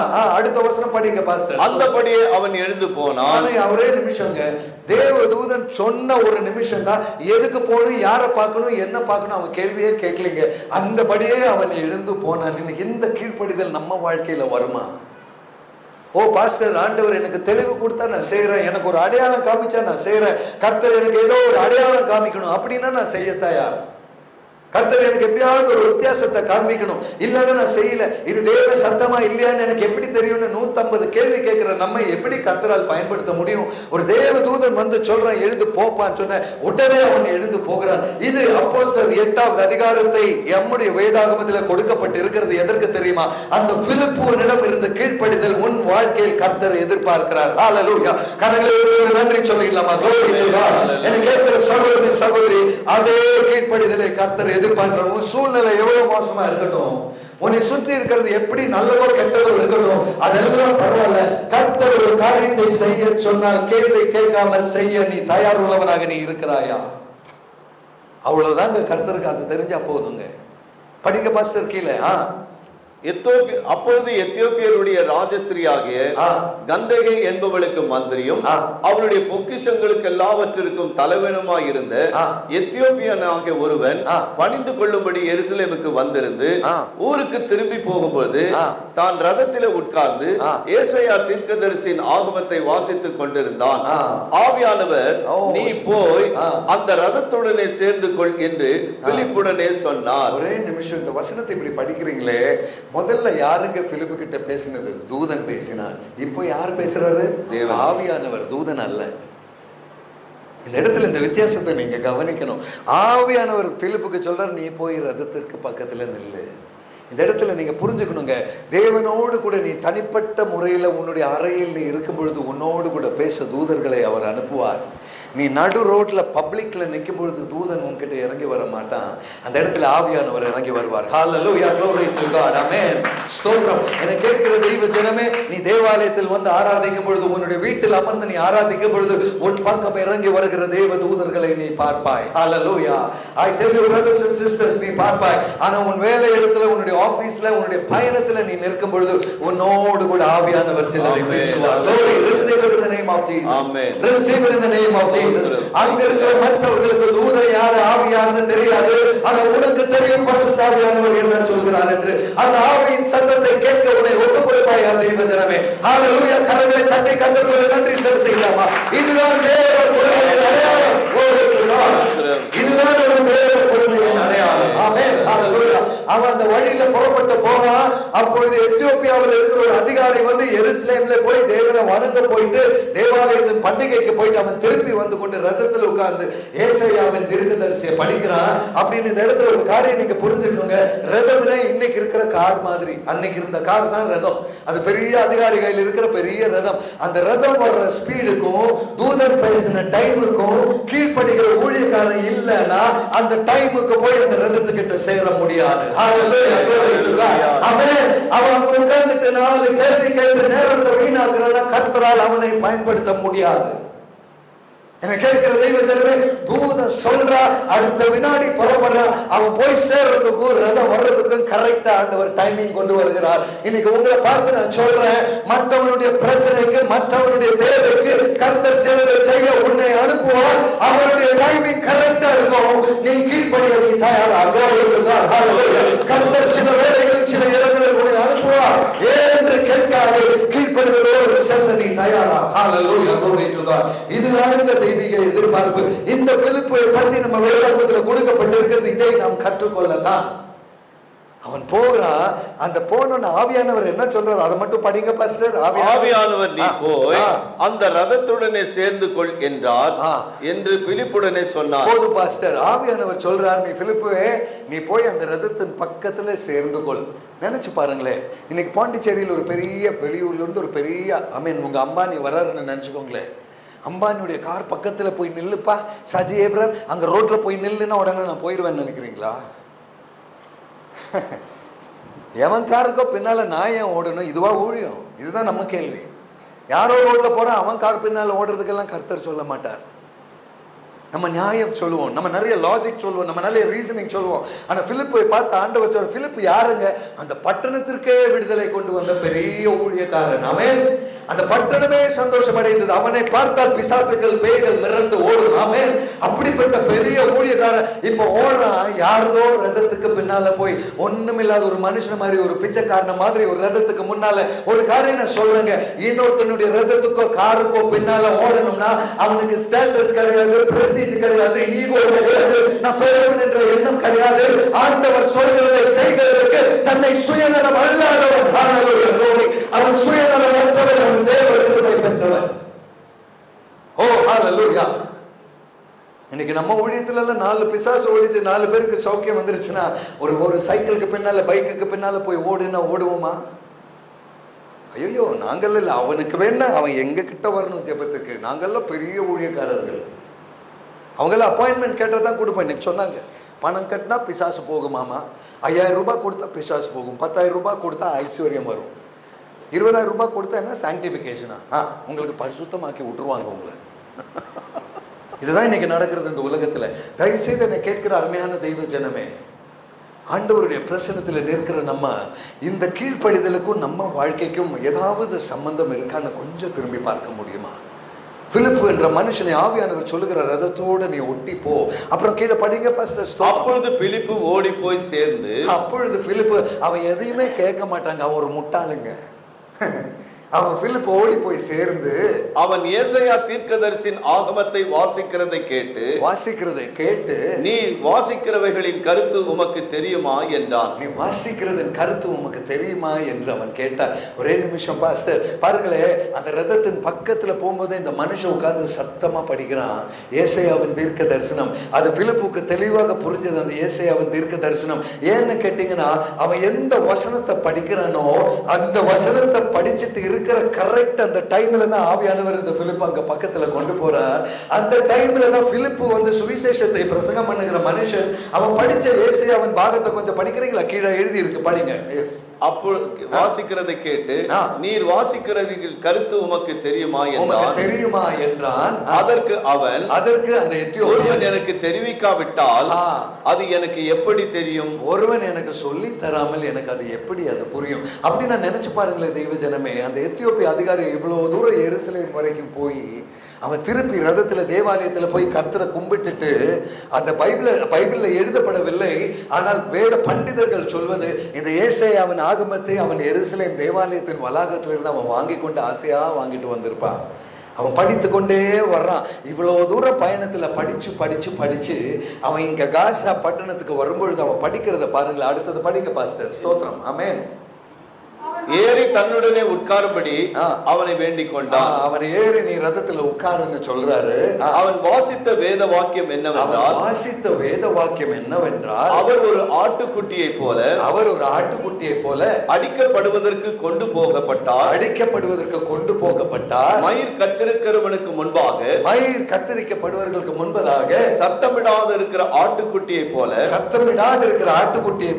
அவர் தமது வாயை திறவாமல் இருந்தார். அவர் தம்மை தாழ்த்தின போது அவருடைய நியாயம் எடுக்கப்பட்டது. அவருடைய ஜீவன் பூமியிலிருந்து எடுக்கப்பட்டு போயிற்று. அவருடைய வம்சத்தை யாரால் சொல்ல முடியும் என்பதே. இந்த பாகத்தை அவன் படித்துக் கொண்டிருந்தான்னு நம்ம தெளிவாக வேதத்துல கொடுக்கப்பட்டிருக்கு. இது வந்து ஏசாயாவின் புஸ்தகம் 52வது அதிகாரம். நீங்க வசனத்தை எடுக்க வேண்டாம். ஏசாயாவின் புஸ்தகம் 52வது அதிகாரம். ஆனா இன்னைக்கு நான் உங்களுக்கு சொல்றேங்க, ஒரு காரியம் நீங்க யோசிச்சு பாருங்களேன். அவன் எருசலேமில் இருந்து புறப்பட்டு காசாங்கிற பட்டணம், ஒருவேளை பெங்களூர்ல இருந்து புறப்பட்டு பாண்டிச்சேரி வர்றதுக்கு எங்களுக்கு 5 மணி நேரம் ஆச்சு. அதே போல ரதத்தில் அவனுக்கு ஒரு 5-6 மணி நேரம் அவன் பயணம் பண்ணி ஏசாயாவின் முதல் அதிகாரத்திலிருந்து படிச்சு 2வது அதிகாரம், 3வது அதிகாரம், 10வது அதிகாரம் படிச்சு அவன் 52வது அதிகாரத்துல தெளிவாக அடிக்கப்பட்ட போகிற ஆட்டுக்குட்டியை பற்றி படிக்கிற அதே நிமிஷத்துல ரதத்தோடு போய் சேர ஆவியானவர் ஒரு பிலிப்பை எழுப்பிவிட்டு அவன் ரதத்தோடு ஓடும்போது படிக்க கேட்கிற வசனம் 52வது அதிகாரத்தின் வசனமாய் இருந்து அது சுவிசேஷத்தின் வசனமாய் இருக்க கர்த்தர் அமைத்து கொடுத்த ஊழியத்தின் பாதை கரங்களை தட்டி தேவனுக்கு ஒரு நன்றி செலுத்தலாம். ஒவ்வொன்றும் தேவ திட்டமுங்க. அவன் ஆகமத்தை வாங்குவது தேவ திட்டம், அவன் படிக்க ஆரம்பிக்கிற நிமிஷம் தேவ திட்டம், அவனுடைய பயணத்தின் ஸ்பீடு தேவ திட்டம், பிலிப்பை எழுப்புவது தேவ திட்டம், பிலிப்பை அனுப்புவது தேவ திட்டம். ரதத்தின் பக்கம் போகும்போது அவன் படிக்கிற வார்த்தையும் இவன் கேட்கிற வார்த்தையும் கர்த்தருடைய சித்தமும் இணைந்து மூன்றும் சேர்ந்து தேவ ஊழியம் நிறைவேறுகிறது. இதுதான் ஊழியம், இதுதான் கர்த்தருடைய அழைப்பு. உங்க வாழ்க்கையில உங்களுக்கு சொல்றாங்க, நீங்க இருக்கிற வீடும், நீங்க செய்யற வேலையும், உங்க அக்கம் பக்கத்தினர், உங்க உறவினர், கூட வேலை செய்யறவங்க எல்லாம் கர்த்தர் முன்குறித்து நியமித்ததே. ஆமென், ஹல்லேலூயா. நீ இருக்கிற பயணமும், நீ போகிற இடமும், நீ பேசுற வார்த்தையும், உன்னிடம் பேசப்படுகிற வார்த்தைகளும், நீ யாரை சந்திக்க வேண்டும் என்பதெல்லாம் கர்த்தர் முன்குறித்து நியமித்ததே. ஆமென். நீ கர்த்தருக்கு மாத்திரம் கீழ்ப்பட்டு நிற்பாயானால் சில விசேஷித்த காரியங்களை செய்ய கர்த்தர் உன்னை அனுப்புவார். Receive it in the name of Jesus today. உன் வாழ்க்கை வீணான வாழ்க்கை அல்ல, நீ அழுது பட வேண்டியவன் அல்ல. உன்னை குறித்த ஒரு லட்சியத்தை கர்த்தர் வைத்திருக்கிறார், அதை அவர் நிறைவேற்றவே நிறைவேற்றுவார். நீ செய்ய வேண்டியது ஒன்றே ஒன்று, நீ இருக்கிறவனாக இருந்து உன் வாழ்க்கையில் கர்த்தர் உன்னை பயன்படுத்தும்படி உன்னை அர்ப்பணத்தோடு தெய்வ பிரசன்னத்தில் தாழ்மையாய் ஒப்பு கொடுப்பாய். ஒரு பிலிப்பை போல கர்த்தர் சரியான நபர்களுக்கு இடத்தில் உன்னை அவர் தக்க நேரத்தில் அவர் அனுப்புவார். ஆமென், ஹல்லேலூயா. அங்க பாருங்களே, அதுக்கு கீழே 2 வசனம். இது நம்ம எல்லாம் 1000 தடவை படிச்ச வேத பாகம். இன்னைக்கு ஆவியானவர் தருகிற விளக்கம் பார்த்தீங்களா? படிங்க பாஸ்டர். மந்திரி பிலிப்பை நோக்கி, அந்த மந்திரி பிலிப்பை நோக்கி, தீர்க்கதரிசி யாரை குறித்து இதை சொல்லுகிறார்? தீர்க்கதரிசி யாரை குறித்து இதெல்லாம் பேசுகிறார்? தம்மை குறித்தோ? அந்த தீர்க்கதரிசி அவரை குறித்து பேசுறாரா? வேறொருவரை குறித்தோ? வேறொருவரை குறித்தோ எனக்கு சொல்ல வேண்டும் என்று கேட்டுக்கொண்டார். சொல்ல வேண்டும். பாருங்களேன், அந்த எத்தியோப்பியன் மந்திரியினுடைய மனசுல எவ்வளவு டவுட்டுங்க. பைபிள் படிச்சு, ஏசாயா படிச்சு எனக்கு புரியல, எந்த தீர்க்கதரிசி புரியல. ஆனா எருசலேமுக்கு போய் தேவனை ஆராதிக்க போயிருக்கிறார். அவர் அந்த தேவாலயத்துக்கு உள்ள போக முடியாது. காரணம், அவர் புறஜாதியை சேர்ந்த எத்தியோப்பியன். யூதர்கள் மாத்திரம் தான் தேவாலயத்துக்கு உள்ள போக முடியும். மனவேதனையோட வந்திருப்பார். இவ்வளவு தூரம் எருசலேமுக்கு வெளியில நின்றுதான் ஆராதிக்க எங்களுக்கு வாய்ப்பு, எங்களுக்கெல்லாம் உள்ள அனுமதிக்க மாட்டாங்க. நான் ஏசாயாவின் ஆகமத்தையாவது படிச்சுட்டு நான் திருப்பி போறேன். எப்படியாவது இந்த தேவனை நான் கும்பிடணும், இந்த தேவனை நான் அறியணும். எனக்கு அது புரியலையே, எனக்கு தெரியலையே, எனக்கு யாரும் சொல்லி தரலையேன்னு சொல்லுகிற அந்த இருதயத்தை கண்ட ஒரு தேவன் உண்டு. ஹல்லேலூயா, glory to God. அருமையான தெய்வ ஜனமே, சபைக்கு வர முடியாமல், வார்த்தை புரிந்து கொள்ள வாய்ப்பு இல்லாமல் இன்னைக்கு வெளியே இருக்கிற உங்களுடைய நண்பர்கள் உண்டு என்றால் அவர்களுக்காகத்தான் கர்த்தர் உன்னை இந்த சபைக்கு கொண்டு வந்து இருக்கிறார் என்பதை அறிந்து கர்த்தருக்கு ஒரு நன்றி செலுத்துவீங்களா?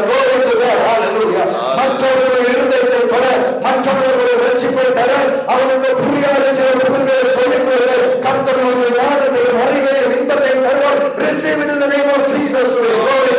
ஆமென், ஆமென். இன்று மாலை நம்மளுடைய வாழ்க்கையில தேவை ஒன்றே ஒன்று தெய்வ ஜனமே. நீ போகிற அதே ஆபீஸ்ல, நீ வேலை செய்யற அதே கம்பெனியில, நீ தங்குற அதே ஏரியாவில் உன்னை சுற்றி இருக்கிறவர்களுக்கு சுவிசேஷத்தை எடுத்து சொல்ல கர்த்தர் உன்னை பயன்படுத்தக்கூடிய நாட்கள் வரும். இன்னைக்கு வரைக்கும் நடக்காத சிலரை கர்த்தர் உன் மூலமாய் செய்வார். ஆமென். அதற்கு தேவை ஒன்றே ஒன்று, பிலிப்பை போல கீழ்ப்படிதலோடு தெய்வ பிரசன்னத்தில் நிற்பாயா? ஆண்டவர் சொல்வாரே, எழுந்து உன் பக்கத்து வீட்டுல போ, நீ அவங்க கிட்ட பேச மாட்டேல்ல, இப்ப போன்னு ஆண்டவர் சொன்னா அவங்க கிட்ட எல்லாம் நாங்க பேச மாட்டோம்னு பிடிவாதம் பிடிக்காம தயவு செய்து போவீங்களா? அங்கே செல்லும் பொழுதுதான் கர்த்தர் அதுக்கான வாய்ப்பை திறப்பார். அந்த பிலிப்பு செல்லும் பொழுதுதான் ஏசாயா படிக்கிறாரு, இந்த மனுஷனுக்கு புரியலையே, என்னை ரதத்துல கூப்பிட்டு உட்கார வச்சாரு, அதை படிச்சு விளக்கம் சொல்லி தர சொன்னாரு. அந்த மந்திரிக்கு என்னங்க பிலிப்பை பத்தி ஏதாவது தெரியுமா? இவனுக்கு ஏசாயா தெரியும், இவனுக்கு இயேசுவை தெரியும், அந்த மந்திரிக்கு முன்குறித்து ஏதாவது தெரியுமா? தெரியவே தெரியாது. பரிசுத்த ஆவியானவர் எல்லாம் தெரிஞ்ச பிலிப்பை அங்க அனுப்பினார். ஹல்லேலூயா. பரிசுத்த ஆவியானவர் தேர்ந்தெடுத்து அதை சொல்ல தகுதி உள்ள பிலிப்பை அந்த இடத்துல அவர் அனுப்பினார். இன்றைக்கு நாங்களும் அப்படிப்பட்டவர்களாகத்தான் இங்கு கர்த்தரால் அனுப்பப்பட்டிருக்கிறோம். கரங்களை தட்டி தேவனுக்கு ஒரு நன்றி. நாங்க இங்க வந்துட்டு போயிடுவோம், நாளைக்கு கர்த்தர் உங்களை அனுப்புவார் சில இடத்துல.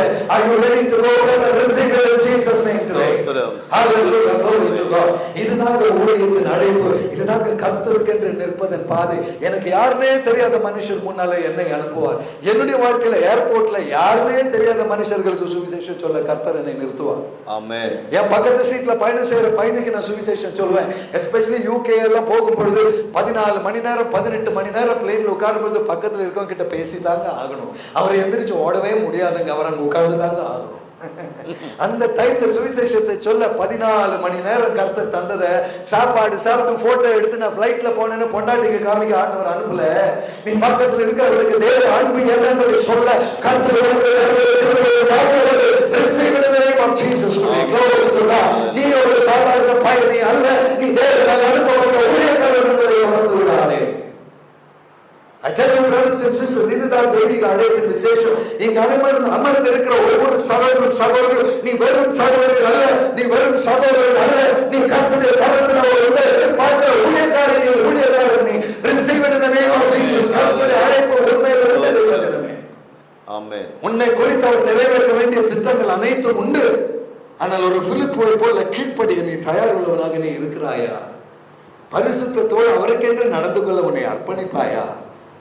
அருமையான தெய்வ ஜனமே, நடக்கிறது என்னன்னு பாருங்க, கீழே படிங்க பாஸ். அப்பொழுது பிலிப்பு பேசத் தொடங்கி இந்த வேத வாக்கியத்தை முன்னிட்டு இயேசுவை குறித்து அவனுக்கு பிரசங்கித்தான். ஆமென். பாருங்களேன், ரதத்துல நின்று கொண்டு இயேசுவை குறித்து அங்க பிரசங்கிக்கிறார். அந்த இடத்துல ஒருவேளை நான் நம்புறேன், பிலிப் அந்த ரதம் ஓடிட்டே இருக்கு, ஒரு கார் ஓடுற மாதிரி. அவர் இந்த பாண்டிச்சேரி ஊர்ல ஏறினா இந்நேரம் சென்னை போய் சேர்ந்திருப்பாரு பிரசங்கம் பண்ணிட்டு, ஆண்டவரை பத்தி சுவிசேஷம் சொல்லி. ரதம் போயிட்டே இருக்குங்க, அது தூரத்துக்கு போனுங்க, அவர் பிரசங்கம் பண்ணிட்டே இருக்கிறாரா? கீழே படிங்க. இவ்விதமாய் அவர்கள் வழி நடந்து போகையில், இவ்விதமாய் அவர்கள் பயணத்தில் போய்கொண்டு இருக்கையில் தண்ணீர் உள்ள ஒரு இடத்திற்கு வந்தார்கள். திடீர்னு தண்ணீர் உள்ள ஒரு இடத்தை பார்க்கிறாங்க. அப்பொழுது மந்திரி, அந்த மந்திரி, இதோ இதோ தண்ணீர் இருக்கிறது, தண்ணீர் இருக்கிறது, நான் ஞானஸ்நானம் பெறுகிறதற்கு தடை என்ன என்றான். ஆமென். Thank you pastor. யாருங்க ஞானஸ்நானம் பெறணும்னு பிலிப்பா சொன்னாரு? இல்லவே இல்லை. அந்த மந்திரி கேட்கணும், இதோ ரோட் சைட்ல தண்ணி தெரியுதுப்பா, நான் ஞானஸ்நானம் பெறலாமா? அருமையான தெய்வ ஜனமே, உங்களை பார்த்து ஒரு சத்தியத்தை நான் சொல்லட்டுங்களா? யார் இன்னைக்கு வரைக்கும் விசுவசிக்காமல் வெளியில தேவனை தூஷித்து இருக்கிறாங்களோ அந்த நபர் உங்ககிட்ட வந்து எனக்கு ஞானஸ்நானம் எடுக்க உதவி செய்வீங்களான்னு கேட்கிற நாள் வரும். Receive that in the name of Jesus. நம்புகிறவர்கள் கரங்களை தட்டி கர்த்தருக்கு மகிமை செலுத்தலாம். நீ எதிர்பார்க்கிற சிலரை கர்த்தர் கொண்டு வருவார். நீ ஒரு பாஸ்டர் அல்ல, நீ ஒரு பிரசங்கர் அல்ல, ஒண்ணுமல்ல. ஆனால் ஒரு சாதாரண விசுவாசியாக இருக்கிற உன்னிடத்தில் கர்த்தர் சிலரை அனுப்புவார். அவர்கள் வந்து கேட்பார்கள். அன்றைக்கு தேவ பிரசன்னத்தை பகிர்ந்து கொடுக்க பார்க்கிறவனாய் நீ நிற்பாயா? ஆமென். Oh, I tell you brothers and sisters, இது அல்லவா தேவ கிருபை. ஞானஸ்நானம் பெறுவதற்கு என்ன தடைன்னு அந்த மந்திரி கேட்கிறான். பிலிப்பு சொல்ற பதில் பாருங்க. அதற்கு பிலிப்பு, நீர் முழு இருதயத்தோடு விசுவாசித்தால், முழு இருதயத்தோடு நீ விசுவாசித்தால் தடை இல்லை என்றான். எந்த தடையும் இல்லை என்றான். அப்பொழுது அவன் இயேசு கிறிஸ்துவை தேவனுடைய குமார் என்று விசுவாசிக்கிறேன் என்று சொல்லி ரதத்தை நிறுத்த சொன்னான். ஆமென். அந்த இடத்துல இப்ப ரதத்தை நிறுத்துன்னு சொல்றாரு. அப்பொழுது பிலிப்பும் மந்திரியும் ஆகிய இருவரும் தண்ணீரில் இறங்கினார்கள். இருவரும் தண்ணீருக்குள்ள போனாங்க. பிலிப்பு அவனுக்கு ஞானஸ்நானம் கொடுத்தான். அவர்கள் தண்ணீரிலிருந்து கரை ஏறின பொழுது, ஒரு நிமிஷம் பாஸ்டர், இங்க தாங்க ஆண்டவர் எவ்வளவு வல்லமையாக செயல்படுகிறார் தெரியுங்களா? அவ்வளவு தூரம் பயணம் பண்ணி போய் அந்த பிலிப் அங்க இறங்கி அந்த தண்ணீர்ல ஞானஸ்நானம் கொடுக்க 2 பேர் இறங்குறாங்க. அந்த மந்திரிக்கு ஞானஸ்நானம் கொடுக்கிறான். தண்ணீர்ல ஞானஸ்நானம் திருப்பி வெளியே வர்றாங்க. பிலிப்புவை காணாங்க. ஹalleluya. என்ன அருமையான படிங்க பாஸ்டர். ஸ்தோத்திரம். ஆமென். பிலிப்பு அவனுக்கு ஞானஸ்நானம் கொடுத்தான். அவர்கள் தண்ணீரிலிருந்து கரை ஏறின பொழுது கர்த்தருடைய ஆவியானவர் பிலிப்பை கொண்டு போய் விட்டார். யாருங்க பிலிப்பை கொண்டு போனது? ஆவியானவர். கர்த்தருடைய ஆவியானவர். ஏன் கொண்டு போனார் தெரியுமா? நீ காசா ரோடு வரைக்கும் நீ ஓடனே இல்ல, ரதத்தோடு இன்னும் கொஞ்சம் தூரம் ஓடனே இல்ல. இப்ப நீ பயணம் செய்து பிரசங்கம் பண்ணி சுவிசேஷத்தை சொல்லி 2-3 மணி நேரம் நீ வந்துட்டிய பிலிப்பு. திருப்பி உன்னை நான் நடக்க வைக்க விரும்பல பிலிப்பு. உன்னை நானே தூக்கிட்டு போய் கொண்டு போய்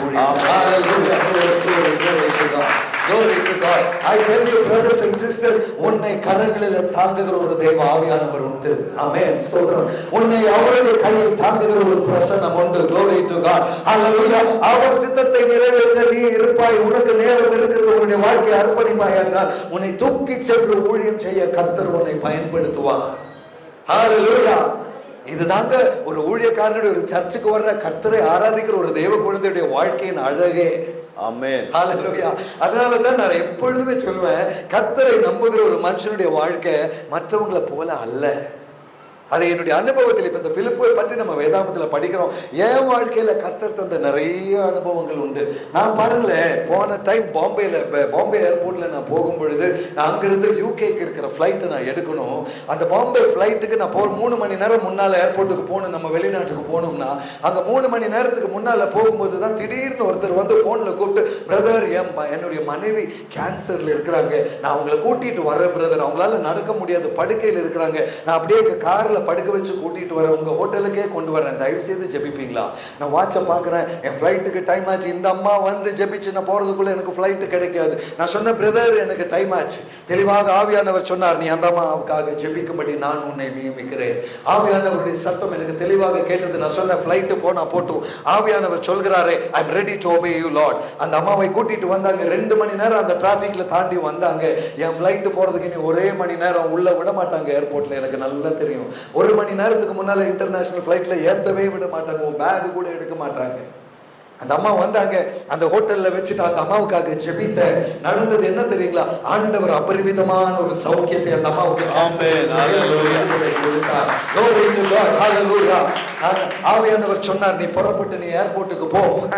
என்னை கேட்கிற தெய்வ ஜனமே, அந்த அம்மாவுக்காக ஜெபித்து தேவன் கொடுத்த சௌக்கியத்தை கண்டு கர்த்தரை துதித்து நான் சொன்ன, பிரதர் இனி நீங்க கேரி ஆன், நான் ஏர்போர்ட்டுக்கு போறேன். ஆவியானவர் போக சொல்கிறார். நான் என்னுடைய டாக்ஸி எடுத்து நான் ஏர்போர்ட்டுக்கு போறேன். My dear brothers and sisters, ஏர்போர்ட்ல போய் டாக்ஸில நான் இறங்குறேன். ஃபர்ஸ்ட் அந்த போர்டுல தெரியுது, யூகேக்கு போக வேண்டிய flight is delayed by 2 hours. 2 மணி நேரம்.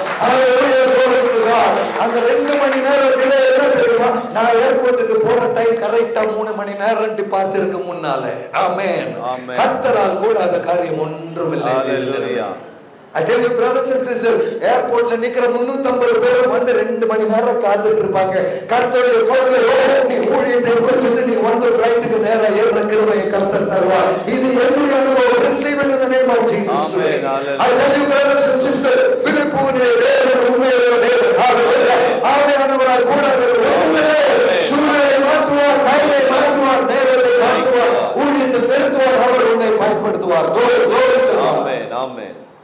இதுதாங்க வல்லமையுள்ள தெய்வ கிருபை. ஹalleluya. என்னை கேட்கிற தெய்வ ஜனமே, சுகத்தை பார்க்காம சௌகரியத்தை பார்க்காம தேவனுக்காக நிற்போமா? ஆண்டவரே எனக்கு வசதி இல்லை, ஆண்டவரே எனக்கு டைம் இல்லை, ஆண்டவரே இந்த வேலையெல்லாம் கொஞ்சம் விட்டுட்டு நிற்பீங்களா? அதுதான் பாஸ்டர் எனக்கு சொன்ன மாதிரி, கடந்த வெள்ளிக்கிழமை நான் ஹைதராபாத்தில் டாக்டர்ஸ் கான்ஃபரன்ஸ்ல பேசுறேன். காலையில 10 மணிலிருந்து ராத்திரி 9 மணி வரைக்கும் அங்க அபிஷேகத்தின் ஊழியத்தை தேவன் தந்தார். அடுத்த நாள் காலையில 5 மணி ஃபிளைட் ஏறி கொச்சிக்கு போகிறாங்க யூத் ரிட்ரீட்டுக்காக. கடந்த சனிக்கிழமை அந்த யூத் ரிட்ரீட் முடிச்சு ஞாயிற்றுக்கிழமை 2 சர்வீஸ்ல சபையில பேச தேவன் அனுமதித்தார். ஞாயிற்றுக்கிழமை ராத்திரி 10 மணிக்கு பெங்களூர் வந்து, அடுத்த நாள் காலையில பெங்களூர் வீட்டுல போனதுக்கு அப்புறம் அடுத்த நாள் சாயங்காலம் அங்கிருந்து புறப்பட்டு பாம்பே போய், பாம்பேல சில மீட்டிங் எல்லாம் முடிச்சு புதன்கிழமை திருப்பி வந்து 2 நாள் பெங்களூர்ல இருந்து இன்றைக்கு காலையில நாங்க 4 மணிக்கு புறப்பட்டு இன்னைக்கு பாண்டிச்சேரி வந்திருக்கிறோம். நாளைக்கு காலையில சர்வீஸ் முடிச்சு நாங்க இங்க இருந்து புறப்பட்டு 5 மணி நேரம், ஒரு 6 மணி 7 மணி ஆயிரம் பெங்களூர் போறதுக்கு. திங்கட்கிழமை காலையில 3 மணிக்கு நான் ஏர்போர்ட்ல இருக்கணுங்க விசாகப்பட்டினம் போறதுக்கு. என்னுடைய ஃபிளைட் 5 மணிக்கு.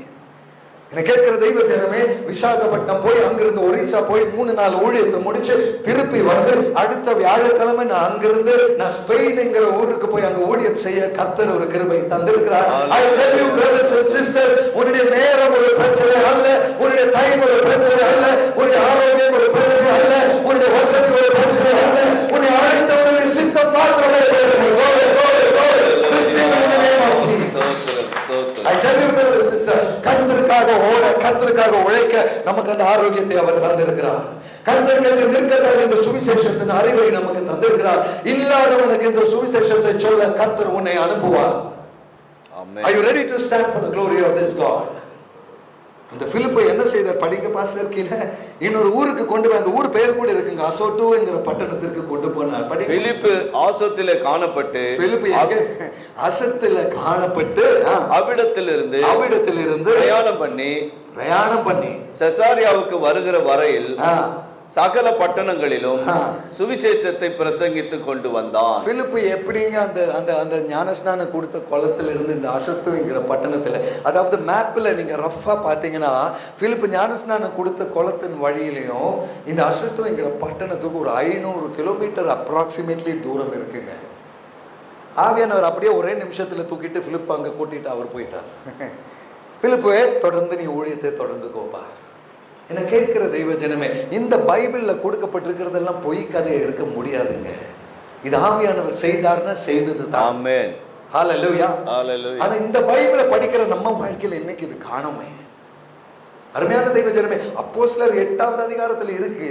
ஆனா அதுக்கு எனக்கு என்ன சம்பந்தம்னு கேட்கிற கூட்டத்துல நம்ம இருக்கிறோம்.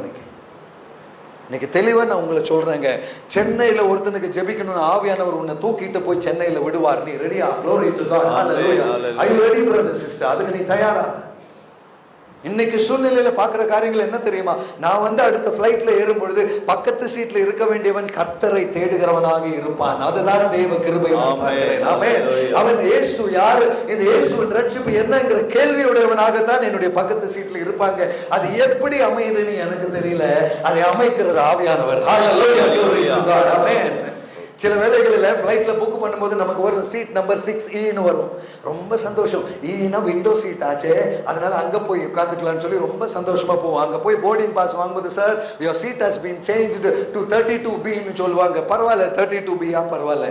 32B போய் உட்காரும் போது தான் தெரியும் 32A உட்கார்ந்து இருக்கிறவன் இயேசுவை தேடிக்கொண்டிருப்பான். அந்த மனுஷனுக்கு சுவிசேஷத்தை சொல்ல உன்னுடைய சீட் நம்பரை ஆண்டவர் மாற்றுவார். Hallelujah. I'm telling you brothers and sisters, என்னுடைய பர்சனல் அனுபவத்தை நான் சொல்றேன். இதுதான் ஆண்டவர் நடத்துகிற வழி. நீ விரும்புகிற சீட்டும் அல்ல, நீ எதிர்பார்க்கிற பக்கத்துல பயணம் பண்ணுகிறவனும் அல்ல.